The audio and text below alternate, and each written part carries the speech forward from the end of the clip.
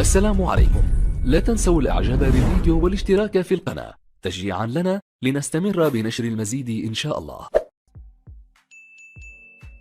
السلام عليكم ورحمة الله وبركاته. أهلا بكم مع موعد مباراة الزمالك اليوم مع إنبي في الدوري المصري الممتاز والقنوات الناقلة والتشكيل المتوقع لفريق الزمالك في مباراة اليوم، وإليكم تفاصيل هذه المباراة ولكن بعد هذا الفاصل.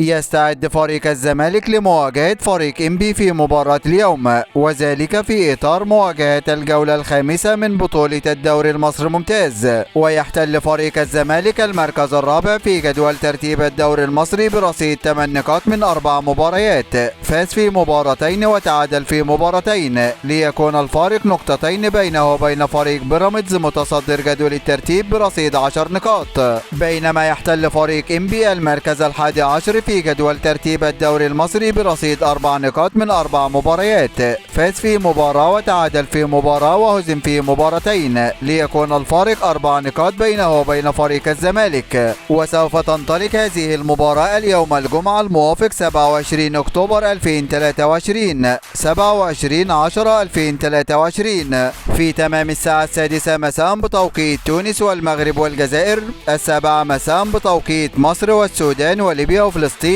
8 مساء بتوقيت السعودية وقطر والعراق واليمن وسوريا، 9 مساء بتوقيت الإمارات وعمان. وسوف تقام هذه المباراة على ملعب استاد المقاولون العرب، وسوف تنقل هذه المباراة عبر قناة اون تايم سبورت 1 بصوت المعلق حاتم بطيشة. وإليكم الآن التشكيل المتوقع لفريق الزمالك في مباراة اليوم. في حراسة المرمى محمد صبحي، وفي خط الدفاع حمزة المسلوسي وعمر جابر ومصطفى الزناري وأحمد أبو الفتوح، وفي خط الوسط نبيل عماد دونجا ومحمد أشرف رؤى ويوسف أوباما، وفي خط الهجوم أحمد سيد زيزو ومحمود عبد الرازق شيكابالا ومصطفى شلبي. هذا كل ما لدينا عن موعد المباراة، وانتظرونا في موعد مباريات قادمة بإذن الله تعالى. ولا تنسوا دعم الفيديو بلايك والاشتراك في القناة وتوقع نتيجة المباراة في التعليقات أسفل الفيديو.